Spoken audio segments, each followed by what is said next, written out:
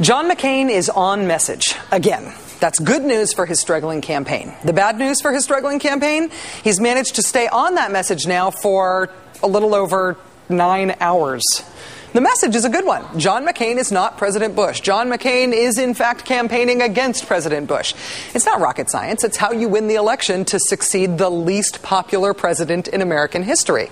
McCain unveiled the "say no to Bush, say yes to me" line at the final presidential debate earlier this month. He reiterated it last week during an interview with the Washington Times, and then he repeated a variation of it today in Cleveland. We both disagree with President Bush on economic policy. The difference is that he thinks taxes have been too low, and I think that spending has been too high. It may have taken the McCain campaign a few months and a few dozen different messages to get here, but they're here. If you don't like President Bush, vote for me, John McCain. It's probably the best possible message for John McCain's campaign. Good for him for figuring that out. Bad for him, he keeps undermining it. Here he was just yesterday on Meet the Press. Do we share a common philosophy of the Republican Party? Of course. Except for those big differences between you, the real Republican, and Bush, the pretender, right? What happened to distancing yourself from President Bush? Therein lies the underlying problem for the McCain campaign. Message discipline.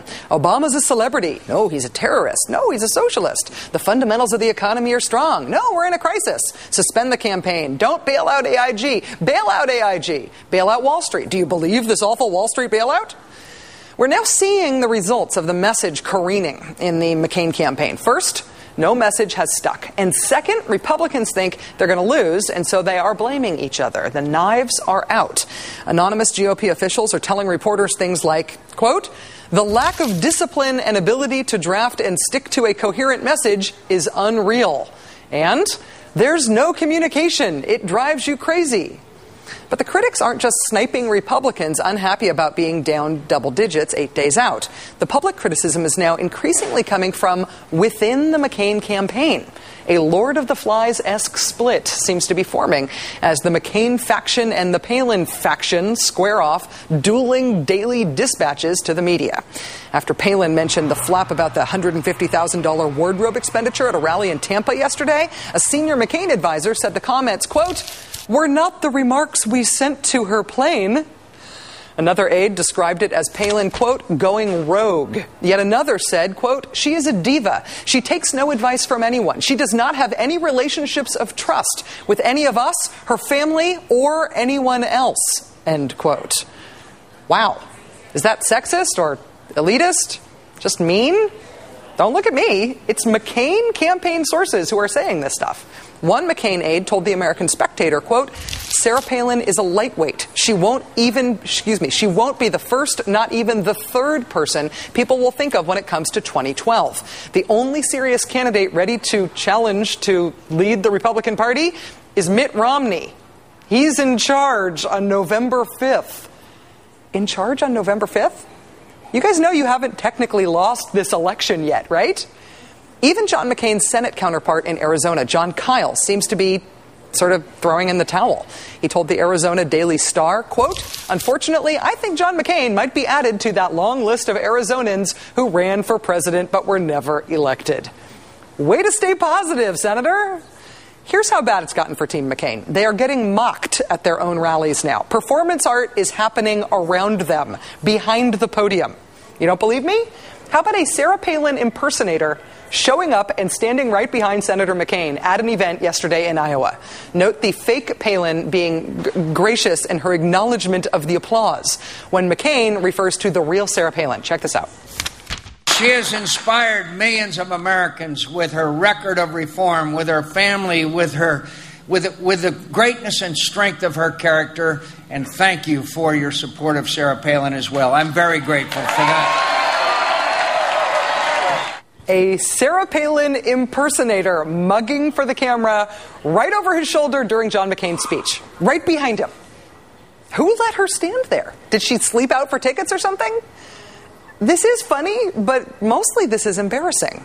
Among those who recognize that McCain's in dire straits but don't want to assign blame to McCain's campaign, we are hearing the argument that McCain's doing a great job. It's just that the economic crisis gave him no chance of winning this time.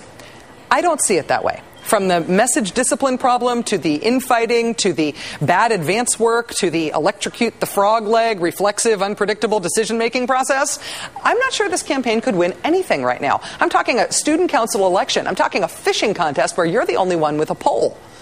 Blame whoever you want, President Bush, the economy, a young, vibrant opponent. The problem is the campaign itself. As current and former campaign advisors anonymously air their grievances, one is now coming out and not trashing his former colleagues. Writing today, quote, Steve Schmidt and his colleagues have run a very good campaign and have taken McCain further than he had any reasonable right to, given the political climate. That former advisor with those kind words is Mark McKinnon, former McCain media advisor. He wrote in defense of the McCain campaign on the website The Daily Beast. Mr. McKinnon, thank you so much for being on the show tonight. Hey, thanks for having me. Your column at the Daily Beast website today criticizes what you call the McCain mutiny among Republicans. But I'm guessing that you don't see the campaign being in as dire straits as I see it in the way that I just laid it out. Do you see any reason for hope on the McCain side? Well, it's not a pretty picture as you've just painted, but I still think we're going to have an election next Tuesday and let voters decide this race. It's not over yet. But there are some fundamental things going on here, and let me just point out that there's a question we ask on every political poll, which is, do you think the country's headed in the right direction or the wrong track? And it's a pretty good indicator of how the incumbent party is going to do. Right now, 9% of the people in this country think we're headed in the right direction. And I know your question for your viewers is, who are those 9%? But if you extrapolate that out, John McCain ought to be polling at about 9%, and yet he's made this a competitive race.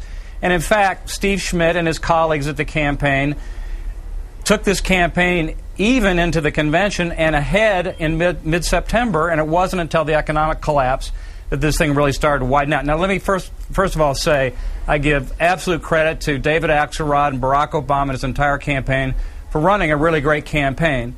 But my point is, I know Steve Schmidt and I've worked with him. I know David Axelrod and I've worked with him.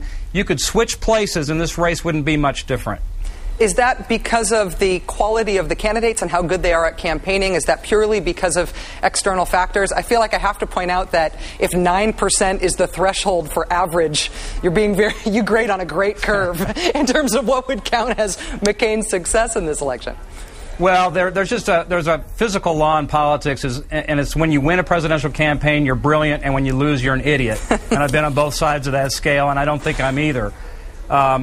But again, the Obama campaign I give them due credit for a really good campaign, but it's been a very uphill environment. This is probably the worst environment that a Republican has run in, certainly in my lifetime, and maybe ever. And yet McCain has run a strong race. I know that it is politically impossible for this financial crisis to have worked out as an asset for the McCain campaign. But I don't think it was the coup de grace that it's being made out to be. I don't think it was inevitable to have picked a VP with no financial cred, to have made the big suspend the campaign, cancel the debate gambit, to have put out all these dueling messages for and against the bailout. I think it's not just the crisis. I think Senator McCain has kind of blown his response to the crisis. Do you disagree with that?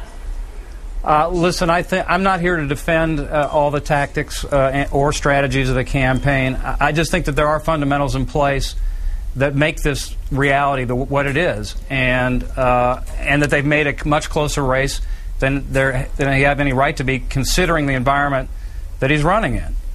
I know that you are somebody who worked inside the campaign. You're somebody who's been very close to Senator McCain for a long time. You decided to not stay with the campaign when it became evident that Senator Obama was going to be his opponent. I wonder, from your familiarity with just the personalities and the, I guess, the experienced people involved here, if you were surprised that the knives are coming out so obviously and so viciously now before the election. I would have expected this after a loss. I am surprised that it is happening now. Yeah, it is a concern to me, Rachel. It's one thing to see the bloody harpooning from the chattering class. What really concerns me is about the internal sort of strife that's going on right now, and that's painting a very ugly picture, and it's not a happy place there right now. But there's some solid people over there, and they've done they've done hard work and a long campaign, and it hasn't been decided yet. And McCain has been in tougher places. I remember being in a similar place just a few weeks out from New Hampshire about a year ago. So let's let the voters decide this thing. It's a good point. I am one of these people who believes that it absolutely could still be decided. So, Mark Democrats have found ways to throw it away before. So. They certainly have. Mark McKinnon, it's nice to have you on the show. Thanks for being with us. I appreciate it. Carry on. Thanks for having me.